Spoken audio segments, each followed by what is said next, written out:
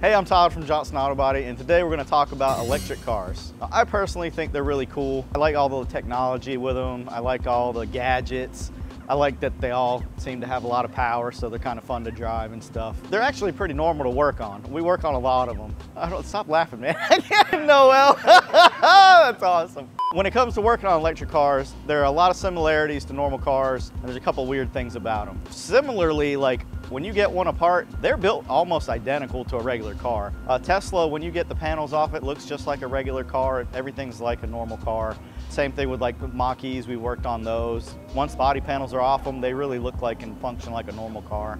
And they're all pretty easy to work on. The big thing you gotta worry about is the kind of dangers that go along with them is electricity can be dangerous. So you gotta know how to unhook things and actually make it so you can work on one of these. So the funny thing is when people usually get their cars worked on with a gas car, most of the time they leave them out of gas. And it's kind of the same with the electric cars, but we don't have an easy way to fill them back up or charge them. So that's an interesting thing we've been having to deal with. So the big thing is that electric cars really aren't that much different than your standard gasoline car. So all the parts are going to be roughly the same. Your headlights, taillights, bumpers, body panels, things like that. They're all going to be the same, whether it's an electric car, a gas car, diesel car, all that stuff.